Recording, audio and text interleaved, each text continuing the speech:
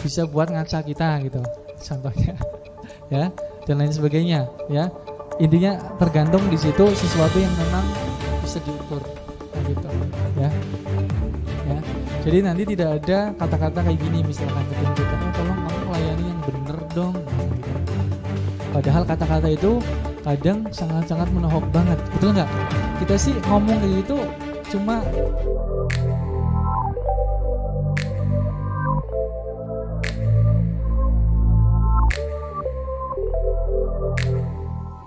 contohnya seperti ini.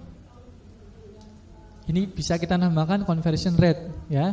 3/10, 30% masuk di sini. Average order value. Ratingnya berapa ya? 4 dibagi 3 ya. 1, berapa? Kali 100%. Kayak gitu. Ketemu misalkan 133%. Ini kan kita berbicara 10 ya. Artinya apa? Artinya kalau kita diskusi tentang volume di CS, ya katakanlah volumenya misalkan 50, ya volume indikatornya 50, coba dinaikin 50, ya kan? Kalau conversion rate 30%, 30% kali 50, ya berapa ketemunya di sini? Nah kalau kita udah sepakati AOV rate-nya berapa, misalkan 130% ke atas dianggap bagus, ya udah disepakati aja.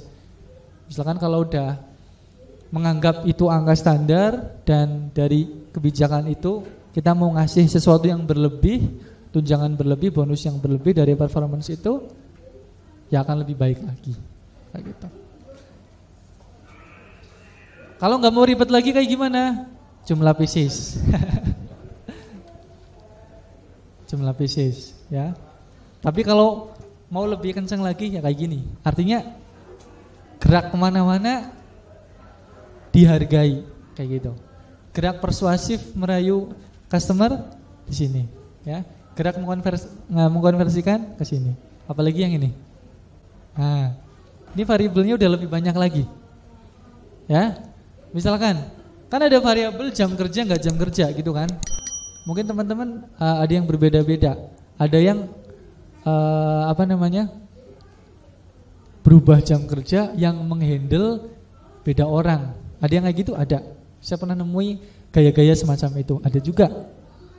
Ada yang gayanya kayak gini juga. Kalau jam kerja udah selesai, HP-nya tinggal di kantor. Ada yang kayak gitu, saya pernah nemui kayak gitu juga. Ya. Ketika jam kantor udah selesai, HP dibawa pulang, ada banyak kayak gitu. Di kampung marketer juga kebanyakan kayak gitu, ya. Nah, itu kan variabel. Kenapa disebut variabel? Karena ekosistemnya berbeda kan. Di jam kerja itu kan semuanya pada melakukan itu. Kalau di rumah nonton TV, ngemil, diskusi dengan keluarga, ada sesuatu yang menentukan itu. Jadi barangkali ketika teman-teman mau ngasih sesuatu yang berlebih, bisa juga ditambah variabel ini. Transaksi jam kerja, transaksi luar jam kerja. Dan tentu karena challenge-nya lebih tinggi di luar jam kerja, mungkin teman-teman barangkali ngasih sesuatu yang berlebih. Kalau bonus di luar jam kerja ngasih sekian, misalkan kayak gitu. Ada lagi nih misalkan, tadi kan new customer nih, ya, new customer, ya, dari 10 konversi 3 orang, dari 3 orang menjadi 4 pieces. Lantas bagaimana dengan data-data yang udah ada? Misalkan tadi kayak skincare, sesuatu yang udah dipakai sebulan yang lalu sudah habis. Bagaimana kalau kita kasih reward lagi? Kalau dia mendapatkan order dari follow up orang-orang yang terdahulu, itu masih sesuatu yang bisa dia kontrol nggak? Masih. Bisa nggak kasih insentif? Bisa juga di sini kayak gitu. Jadi variabelnya bisa semakin banyak. Dan teman-teman bisa ngedesain rumus-rumus itu, yang intinya menjadi sebuah muara akhir, yang semua kegiatan kanan kiri atas bawah gerak-gerak kena semua.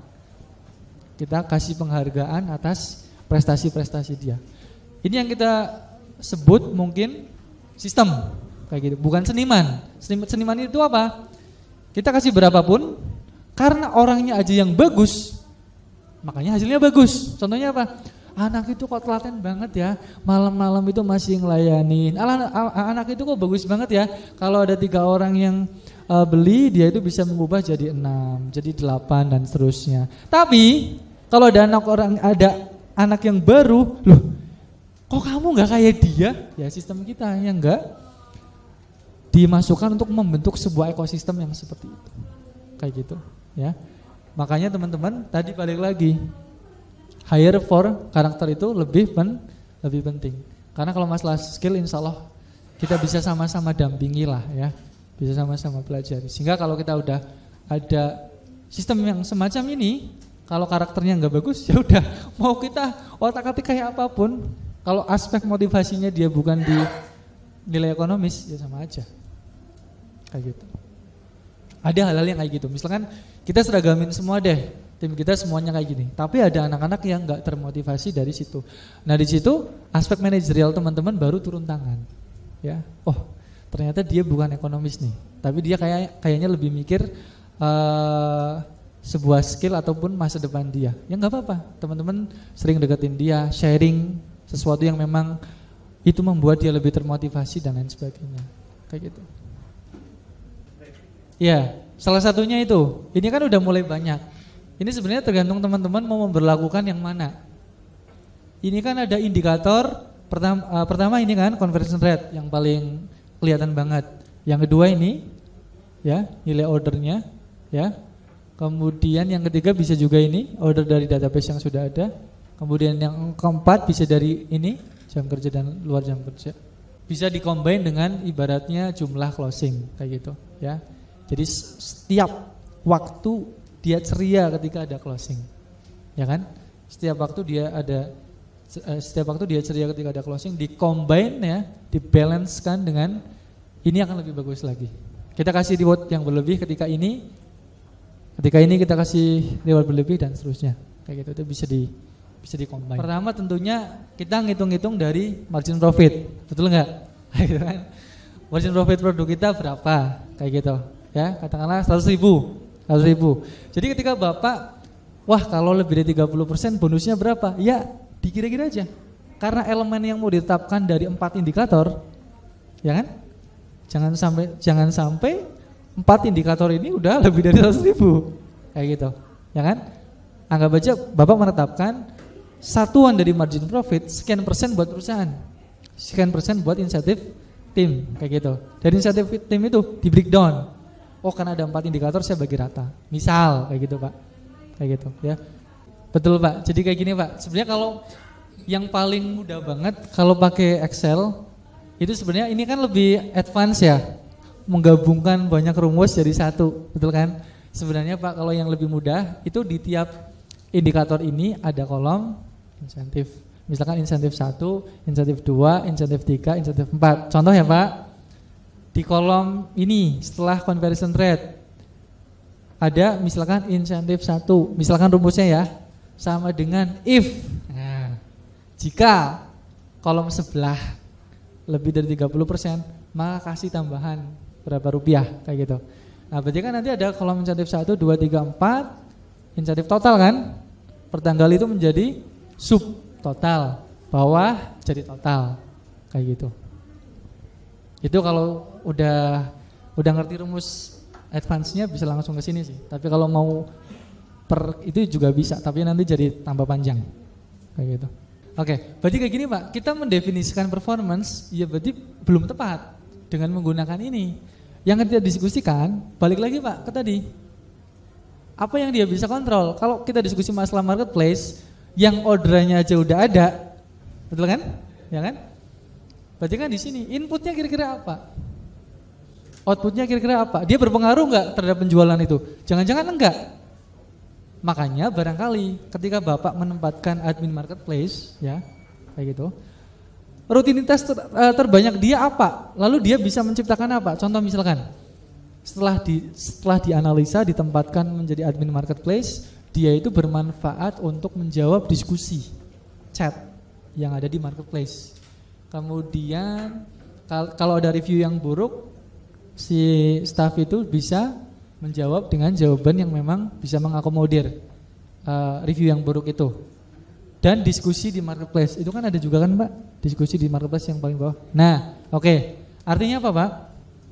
Artinya kayak gini, kehadiran dia, kalau kita tinjau dari definisi ini, ngaruh besar nggak ke penjualan?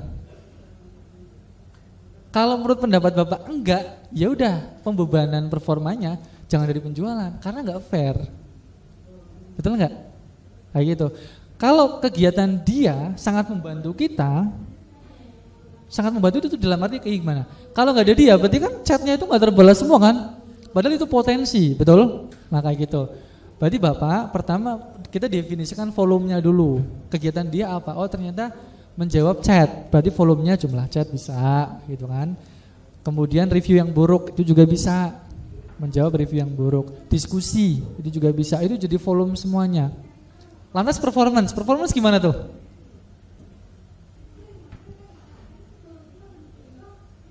Kalau performance gimana? Gimana Pak kira-kira Pak? Kalau job desk-nya kayak gitu, menjawab chat, diskusi, review buruk. Nggak bisa juga Pak, karena banyak yang nggak chat tapi langsung belanja, banyak nggak? Ya banyak, ya nggak bisa kayak gitu, nggak fair kayak gitu.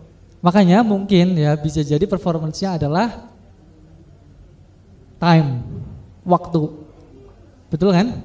Ya nggak? Bisa itu Pak, waktu. Loh Mas, kalau sistem kita nggak bisa mengakomodir dia bisa menjawab cepat atau enggak, ya makanya perlu fungsi supervisi yang artinya dia nge-review kegiatan itu misalkan mingguan atau 3 hari sekali, itu bisa dari situ kayak gitu. Tapi kalau sudah ada teknologi yang mampu merangkum kecepatan dia membalas di marketplace itu, ya berarti itu akan lebih baik lagi gitu Pak. Tapi kalau saya analisis itu lebih ke waktu Pak, performance-nya, kecepatan dia membalas. Tentu sesuai dengan SOP kita. Membalas misalkan harus apa? Menyapa, menjawab solusi, mengarahkan kemana, kayak gitu. Itu kan SOP masuknya. Tapi kan performance-nya bisa juga diukur dari waktu. Ya, kayak gitu. Kadang kan karena kalau kita berbicara masalah waktu, kadang kalau orang mau beli udah kadung ya. Padahal kan sebenarnya kita udah nyantumin tuh stok yang ready. Kalau di marketplace itu ibaratnya lapaknya on, berarti stoknya ready. Kadang kayak gitu kan. Tapi tetap ada aja yang chat tanya kan, ready nggak gitu. Ibu-ibu kadang kayak gitu ya. Tanya kayak gitu, kalau nggak dibalas-balas, barangkali pindah. Makanya faktor waktu mungkin menurut Bapak menjadi pembebanan performance. Bisa diukur dari situ. Nah, kalau menurut saya tergantung Pak. Kalau di kapasitas itu volume tim Bapak belum mencapai maksimal, bisa ditambahkan pekerjaan yang masih satu rumpun. Misalkan di marketplace masih sedikit, sehari itu cuma 10 orang lah total yang ngechat. Iya bisa Pak, bisa juga. Kalau rumpunnya sama banget ya, contohnya kayak gini, membalas chat di marketplace dengan kegiatan membalas chat di IG, DM atau Facebook page, itu kan kegiatan yang hampir sama, betul kan Pak? Bisa juga dirangkum, tapi kolomnya di situ bunyinya adalah membalas chat dalam kurung marketplace, IG, kemudian Facebook kayak gitu. Kalau itu rumpunnya sama nggak apa-apa digabung, tapi angkanya nanti total. Volume, anggap aja ya, kita tadi udah diskusi volume. Anggap aja volumenya sepakat 50 itu adalah batas volumenya. Volume indikatornya 50. Nah, tim A 50 kali 3, 150 leads.